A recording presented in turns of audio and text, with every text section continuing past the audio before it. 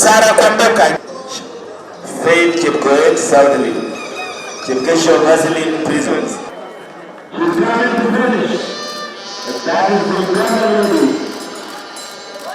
She has been second.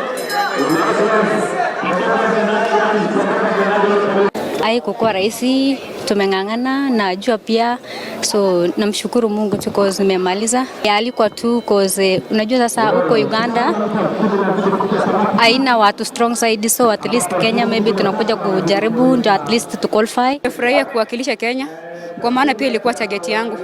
After kuwakilisha cross country nilisema nitang'ang'ana kulingana na ile mazoezi nilikuwa nimefanya na ile uzuri niliona huko, nikasema lazima pia ning'ang'ana nikawakilisha Kenya kwa mara ya pili.